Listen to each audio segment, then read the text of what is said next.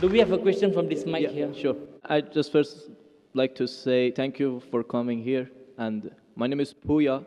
So I'm a student drama, and I come from Iran, not Iraq. Iran, the old name Persia. So I come from a religious family. My family are Muslim, but I born as a Muslim, but I didn't want it to born as a Muslim because, so as a family I born, but still I haven't accepted Islam because of some certain points. Uh, my main question was about, I mean, about the time, like Asian time, back to the 1,000 years ago, when the time the Islam come to my country and we became a Muslim. So as I read in the history and those kind of stuff, I found it out that the Arab countries, so they attacked to my country, and they invade my country and they brought Islam by force, without my king accepted. So Persia was an old country, and it was the most civilized country from the ancient time until now. We believe a real God, we were worshipping a real God, and our religion was Zartosh. So he was a prophet also. So we believe in good deeds, good thought, good words. So even Cyrus the Great, he was the king of the world, and he was doing a lot of good things. Even some people, they was confused that they called him Messiah, Masih. He was doing many good things, but he was never said, I'm a prophet, I'm a God. But even though that king, when he attacked the other country, he never killed a civilian, he never raped a woman, and he never made them to change the religion. Even somebody was worshiping a cow, he respect for them, even though he was worshiping a real God. He could make them to worship also same as what is worshiping. But in the Islam way, if you're going to promote your religion, doesn't mean that you have to force it to somebody else, or you have to make them to accept that religion. Because, human being means freedom. So anyone, they should have a right, human rights.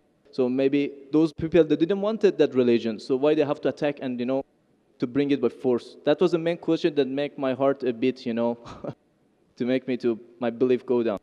So. Brother, are you Parsi? Pardon? Yeah, I'm from Fars. Are you a Parsi? You mean Farsi? Are you a Parsi? Are you a Zoroastrian? No, I'm not following any religion. You don't belong to any religion. I don't believe. But you said your parents were?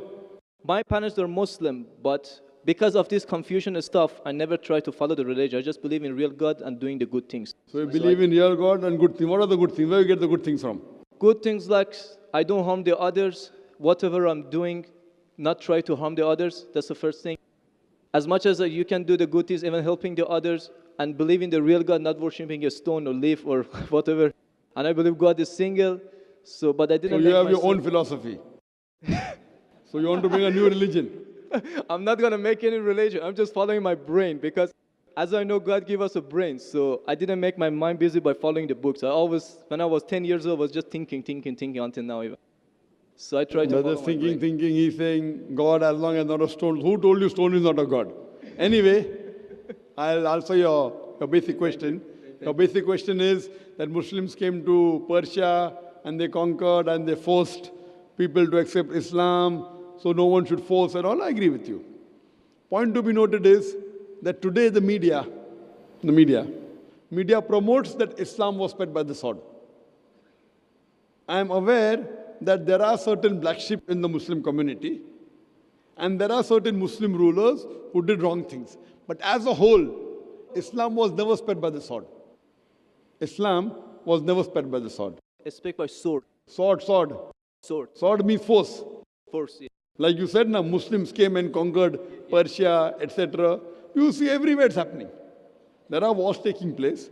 But in Islam, it's clearly mentioned in Surah Baqarah, chapter 2, verse number 256. La ikraha fid deen. There's no compulsion in religion. Truth stands out clear from error. What we see today, if we analyze, that we Muslims, we were the lord of the Arab lands for more than 1400 years.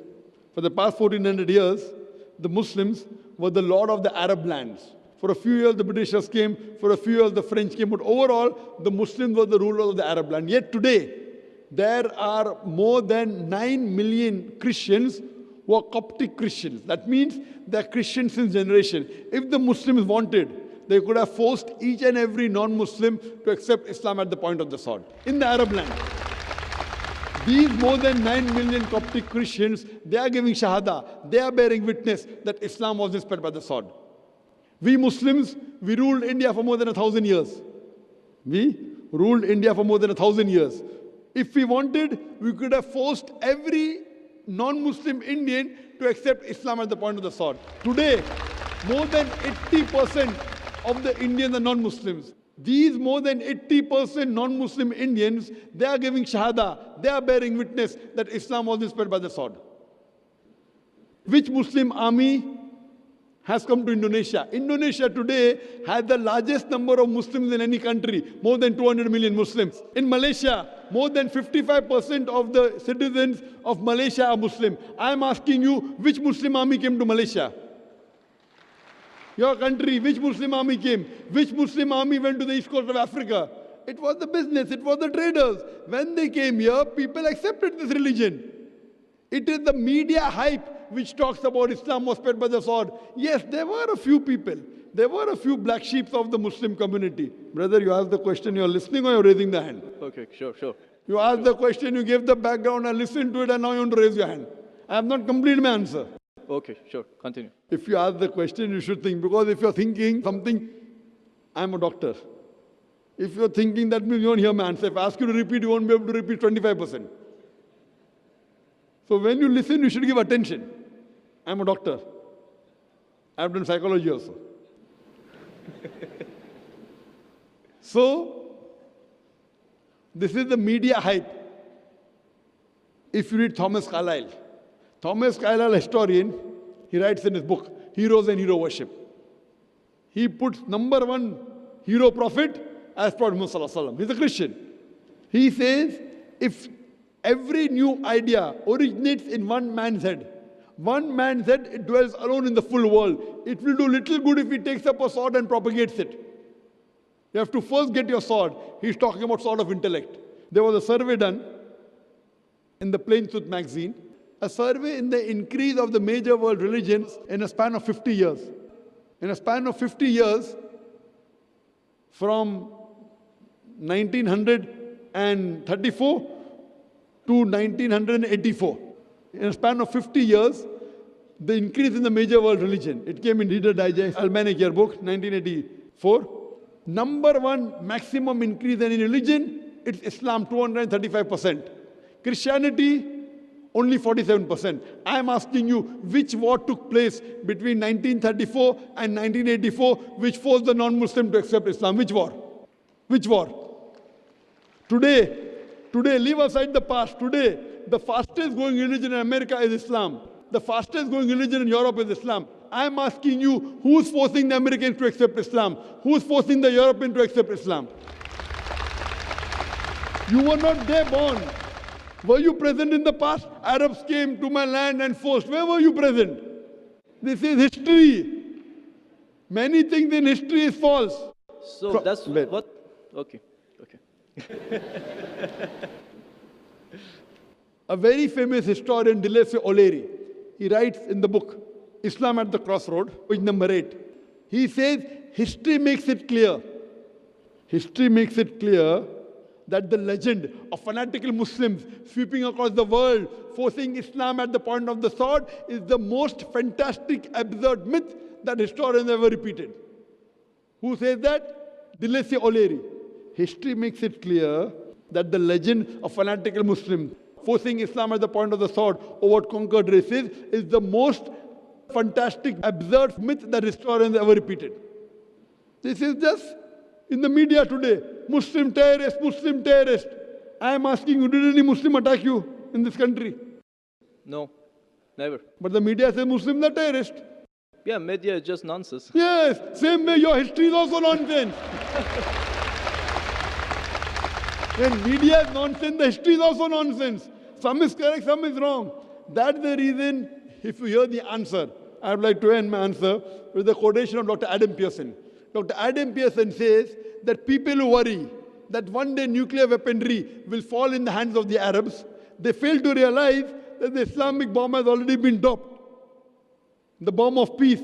It fell the day Prophet Muhammad, peace be upon him, was born. Okay, thank you, doctor, for your answer. But the point is, I didn't get the right answer because that's not media, that's history. And history is not something that can be written the false way, because if it be written in a false way, it can be changed. But that was the true history in all over the world and is written every Brother, did you places. hear my quotation of Delesi O'Leary? Can you repeat it? Repeat what? Repeat Delesi O'Leary's quotation. I said it twice, not once, twice. Most of my answer was once. I said twice. Now repeat it. Repeatedly 50%. So what's the point of repeating that word? I want to know whether it went into your head or not. No, because that's what is in my head is that is a history first thing. I am asking you, can you repeat the statement, the answer which I gave earlier? If you cannot repeat, that means it's useless me repeating the answer. You're not listening to me. You're thinking something. No, I'm listening to you. You're Can saying you repeat? that is made, that is can false, you that's the repeat history. the statement of Delesi O'Leary, a very famous historian? No, I can. I'm saying it for third time. Listen to it and go behind the queue. Delesi O'Leary says that history makes it clear the legend of fanatical Muslims forcing Islam at the point of the sword over conquered races is the most fantastic, absurd myth that historians have ever repeated. Delesi O'Leary says history has been telling falsehood, and you're saying history, I believe in history. Delesi O'Leary is saying that what history says that Muslims are forcing Islam at the point of the sword is the most fantastic myth that historians have repeated. So you have got influenced by the myth. So now think it's a myth and forget it and believe in the fact. The fact is you read the Quran and inshallah I want you to revert to Islam. Revert back to the religion of your parents, inshallah.